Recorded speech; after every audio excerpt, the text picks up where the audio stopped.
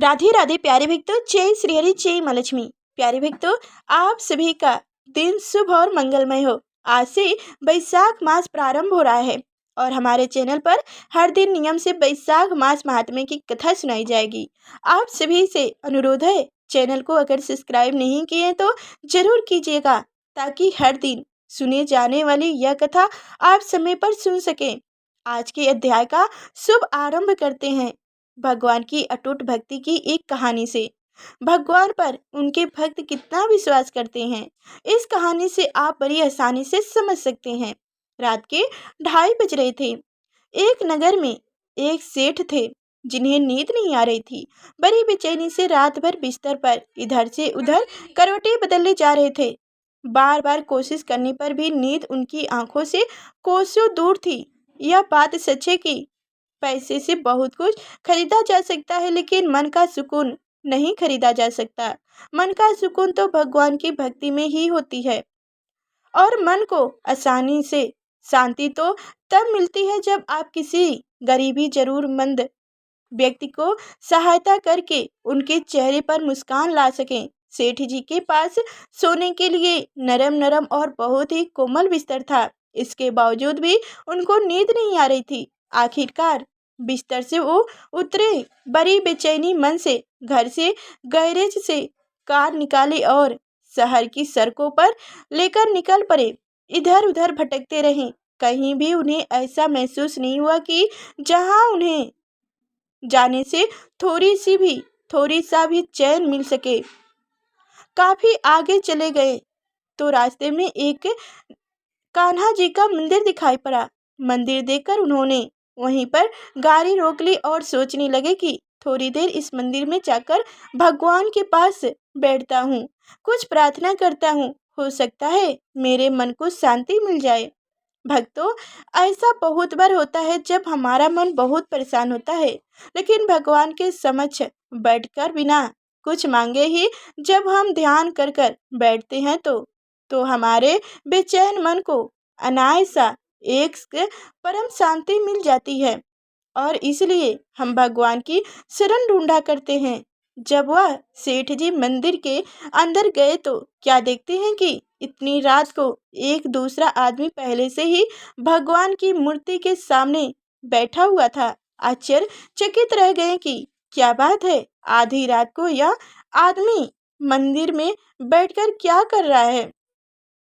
जब सेठ जी ने उस आदमी को देखा तो पाया कि उस आदमी का चेहरा बहुत उदास भरा है। उसकी आंखों में करुणा तैर रही थी। सेठ ने पूछा, क्यों भाई, इतनी रात को तुम मंदिर में क्या कर रहे हो? आदमी बोला, मेरी पत्नी हॉस्पिटल में है। अगर सुबह तक उसका ऑपरेशन नहीं हुआ तो डॉक्टर ने कहा है कि वह मर जाएगी, और मैं बहुत गरीब हूँ। मेरे पास ऑपरेशन कराने के लिए बिल्कुल भी पैसा नहीं है। यह बात सुनकर सेठ ने जेब में जितने रुपए थे उस आदमी को दे दी थी। रुपए पाकर उस गरीब आदमी के चेहरे पर चमक आ गई थी। उनके मन में विश्वास जाग गया था कि अब वह अपनी पत्नी का ऑपरेशन कराकर उनको बचा सकते हैं। सेठ ने उस आदमी को अपना कार्ड भी दिया और कहा कि इसमें फ़ोन नंबर है और पता भी लिखा है। जब भी ज़रूरत हो तो मुझे निसंकोच बता देना। उस गरीब आदमी ने वह कार्ड उस सेठ जी को वापस कर दिया और बोला, भैया, मेरे पास उसका पता है, मुझे इस पते की ज़रूरत नहीं। सेठ ने बड़े आश्चर्य से कहा, अरे किसका पता है भाई? वह आदमी बोला, उसी का पता जिसने रात को 2:30 बजे आपको यहाँ मेरी मदद करने के लिए भेजा। तो ऐसी होती है भगवान के प्रति अटूट विश्वास की शक्ति। जो कुछ मांगे वह मिल ही जाता है, और भगवान भी अपने भक्त को खुशी देने के लिए कोई ना कोई रास्ता ढूंढ ही निकालते हैं। यह कहानी आपको कैसी लगी मुझे बताइएगा जरूर। अब सुनिए आज वैशाख मास की महात्म्य की पहली अध्याय कथा। भगवान नारायण नर श्रेष्ठ नर देवी सरस्वती तथा महर्षि वेद व्यास जी को नमस्कार करके भगवान की विजय गाथा से परिपूर्ण इतिहास पुराण आदि का पाठ करना चाहिए। वैशाख मास में आप कौन कौन से नियम प्रारंभ कर सकते हैं? इनके अलावा तुलसी जी और पीपल को सींचने और पूजन करने का जो नियम और महत्व है, उनके बारे में आप इस वीडियो के लास्ट में जानेंगे। हो सके तो आज की इस कथा को लास्ट तक जरूर सुनिए। सूत जी कहते हैं, राजा अम्बरीश ने परमनिष्ठ ब्रह्मा के पुत्र देवर्षि नारद से पुण्य मैं वैशाख मास का महात्म्य इस प्रकार पूछा। ब्राह्मण, मैंने आपसे सभी महीनों का महात्म्य सुना। उस समय आपने यह कहा था कि सब महीनों में वैशाख मास सर्वश्रेष्ठ है। इसलिए यह बताने की कृपा करें कि वैशाख मास क्यों भगवान विष्णु को प्रिय है और उस समय कौन कौन से धर्म भगवान विष्णु के लिए प्रीति कारक है। नारद जी ने कहा, वैशाख मास को ब्रह्मा जी ने सब मासों में उत्तम सिद्ध किया है। वह माता की भांति सब जीवों को सदा अभीष्ट वस्तु प्रदान करने वाला है। धर्म, ज्ञान, क्रिया और तपस्या का सार है। संपूर्ण देवताओं द्वारा पूजित है। जैसे विद्याओं में वेद विद्या, मंत्रों में प्रवर, वृक्षों में कल्प वृक्ष, धेनुओं में कामधेनु, देवताओं में विष्णु भी और प्रिय वस्तुओं में प्राण, नदियों में गंगा जी, तेजों में सूर्य, अस्त्र शस्त्र में चक्र, धातुओं में सर्व, वैष्णवी में शिव तथा रत्नों में केस्तु भरमरी है। उसी प्रकार धमक साधन भूत महीने में वैशाख मास सबसे उत्तम है। संसार में इनके समान भगवान विष्णु को प्रसन्न करने वाला दूसरा कोई मास नहीं है। जो वैशाख मास में सूर्यदेव से पहले स्नान करता है, उससे भगवान विष्णु निरंतर प्रीति करते हैं। पाप तभी तक गरजते हैं जब तक जीव वैशाख मास में प्राप्त काल जल में स्नान नहीं करता। राजन, वैशाख के महीने में सब तीर्थ आदि देवता तीर्थक के अतिरिक्त बाहर के जल में भी सदैव स्थित रहते हैं। भगवान विष्णु की आज्ञा से मनुष्य का कल्याण करने के लिए वो सूर्य देव से लेकर 6 दंड के भीतर तक वहाँ मौजूद रहते हैं। वैशाख के महान कोई मास नहीं है। सतयुग के समान कोई युग नहीं है। वेद के समान कोई वस्त्र नहीं है और गंगा जी के समान कोई तीर्थ नहीं है। जल के समान दान नहीं है, खेती के समान धन नहीं है और जीव से बढ़कर कोई लाभ नहीं है।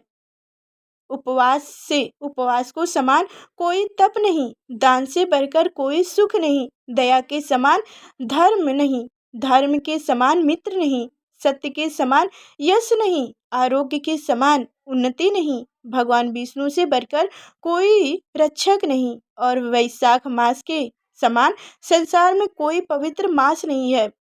ऐसा विद्वान ब्राह्मण का मत है। वैशाख सर्वश्रेष्ठ मास है। शेष शयनी भगवान विष्णु को सदा प्रिय है।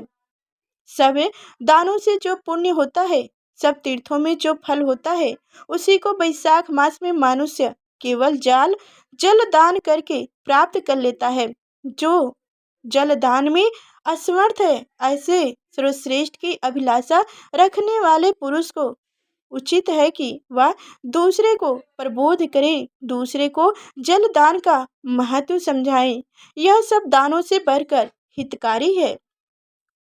जो मनुष्य वैशाख में सड़क पर यात्रियों के लिए प्याऊ लगवाते हैं, वह विष्णु लोक में प्रतिष्ठित होकर निपश्रेष्ठ प्रदान करते हैं। पितरों तथा ऋषियों को अन्यथा प्रीति देने वाला है। जिसमें प्याऊ लगवाकर रास्तों के थके मंद मनुष्य को संतुष्ट किया है, उनके ब्रह्मा विष्णु और शिव आदि देवताओं को संतुष्ट कर लिया है। राजन, वैशाख मास में जल की इच्छा रखने वालों को जल, छाया चाहने वालों को छाया और पंखे की इच्छा रखने वालों को पंखा देना चाहिए। राजन्य जो प्यास से पीड़ित महात्मा पुरुष के लिए शीतल जल प्रदान करता है, वह उतने ही मात्र से 10,000 राजयूष यज्ञों का फल पाता है। धूप और परिश्रम से पीड़ित ब्राह्मण को जो पंखा डोलाकर हवा करता है, वह उतने ही मात्र से निष्पाप होकर भगवान का प्रसाद हो जाता है। जो मार्ग से थके हुए श्रेष्ठ दुर्जय को वस्त्र से भी हवा करता है, वह उतने से ही मुक्त हो ब्रह्मा भगवान विष्णु का राजस्व प्राप्त कर लेता है। जो शुद्ध चिंता से तर का पंखा देता है, वह सब पापों का नाश करके ब्रह्मालोक को जाता है। जो विष्णु प्रिय वैशाख मास में पदुका दान करते हैं, वह यमदूतों का निरस्कार करके विष्णु लोक में जाते हैं। जो मार्ग में अनाथों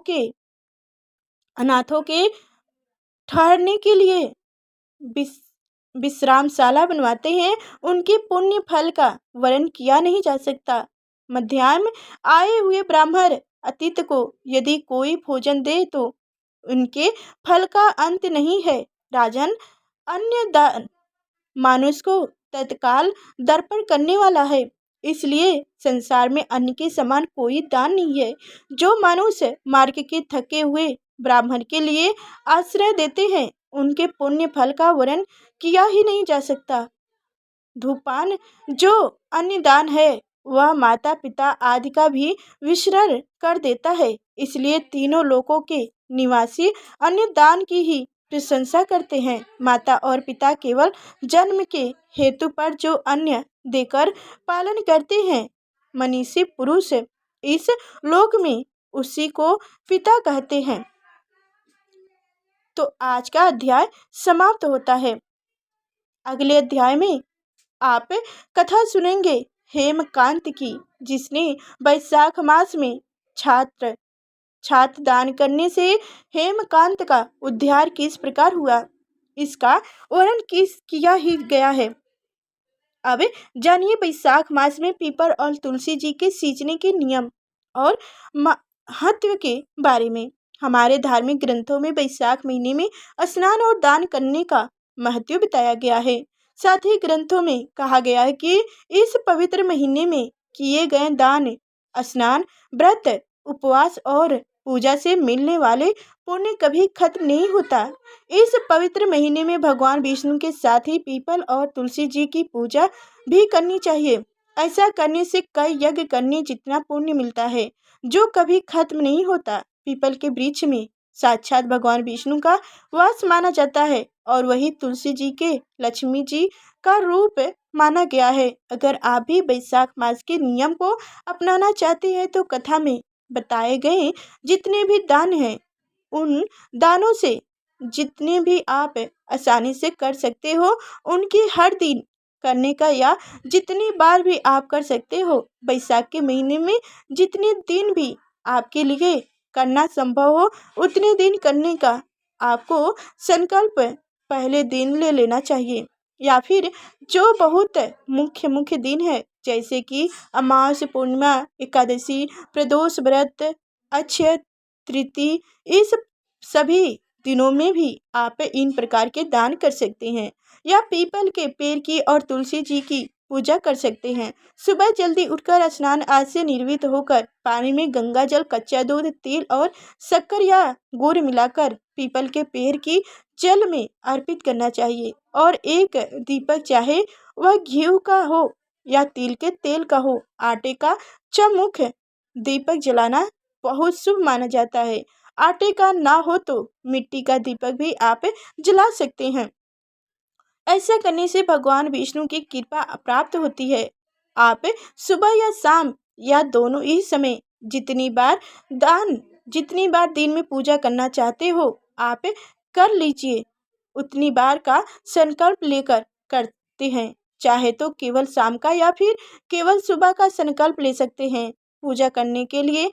साथ ही आपको पीपल के पेड़ की 7 बार परिक्रमा करनी चाहिए और एक खास मंत्र का जब वह आपको करनी चाहिए। यह मंत्र है ओम विष्णुवी नमो नमः। पीपल के पेड़ की पूजा करने के या जल अर्पित करने के कुछ नियम होते हैं, जैसे कि रविवार के दिन पीपल के वृक्ष को स्पर्श नहीं किया जाता है, ना ही पूजा की जाती है और ना ही जल अर्पित किया जाता है। इनके अलावा आप कभी भी पीपल के पेड़ की पूजा कर सकते हैं। पीपल पर जल चढ़ाने के जो नियम हैं उनके अनुसार एक लोटे में शुद्ध जल भरे, उसमें थोड़ा गंगा जल मिलाएं, पीसी हुई हल्दी, थोड़े से चने की दाल और शक्कर डालें। उसके बाद पीपल के पेड़ की पूजा करें। पीपल के पेड़ की पूजा पेड़ की जड़ों में या जल अर्पित करते समय करने के बाद पीपल के पेड़ की पूजा करें। पीपल के पेड़ की जड़ों में या फिर अर्पित करते हुए ओम श्री विष्णवी नमो या फिर जो मंत्र आपको बताए गए हैं उनका जितनी बार हो सके जप करते जाएं। 7 बार परिक्रमा करें। परिक्रमा करते समय ओम श्री विष्णवी नमो इस मंत्र का जप करें। जब 7 परिक्रमा पूरी हो जाए तब श्री विष्णु भगवान का हाथ जोड़कर प्रार्थना करें। यह नियम आपको पूरा वैशाख के महीना में करना चाहिए या फिर जितने दिन का भी आप संकल्प ले सकते हो उतने दिन आपको नियम पूर्वक इस काम को करना चाहिए। सुबह या शाम आपको अपने समय के सुविधा के अनुसार इस नियम को बांध सकते हैं, इस नियम को अपना सकते हैं। जल अर्पित करने के बाद में आप एक दीपक भी जरूर जलाएं। पीपल के पेड़ की जड़ में आटे का फिर या मिट्टी का दीपक आप जला सकते हैं, जिसमें गाय का शुद्ध घी हो या फिर तिल का तेल हो। शनिवार के दिन सरसों के तेल का दीपक जलाना शुभ माना जाता है। इसी प्रकार से वैशाख के महीने में तुलसी जी की पूजा भी की जाती है। जैसे आप कार्तिक के महीने में तुलसी जी की पूजा करते हैं और दीपदान करते हैं, उसी प्रकार का नियम आप वैशाख मास में भी अपना सकते हैं। हर दिन सुबह स्नान करने के बाद तुलसी जी के पौधे में जल अर्पित करना चाहिए और ओम श्री विष्णुवी नमो और ओम सुभद्राय नमो इस मंत्रों का जप करते हुए तुलसी जी के पौधे में जल अर्पित करें। एक दीपक जलाएं। वैशाख मास में आने वाले जितने भी गुरुवार हैं उनमें एक पूर्णिमा के दिन तुलसी जी के पौधे में हल्दी मिश्री जल अर्पित करना चाहिए। लेकिन ध्यान रखें, अगर गुरुवार के दिन एकादशी पड़ रही हो तो तब आपको यह नियम नहीं अपनाना है, क्योंकि एकादशी के दिन तुलसी जी के पौधे में जल अर्पित नहीं किया जाता है। उम्मीद है यह जानकारी आपको पसंद आई होगी। अगर आप वैशाख मास के नियमों के बारे में जानना चाहते हैं तो इसकी वीडियो हमारे चैनल पर पहले से अपलोड है, जिसमें आपको सारे नियमों के बारे में या दान करने वाली वस्तुओं के बारे में विस्तार से बताए गए हैं। तो वीडियो अच्छी लगी हो तो प्लीज़ लाइक ज़रूर कीजिएगा और कमेंट में जय श्री हरि लिखना ना भूलिएगा।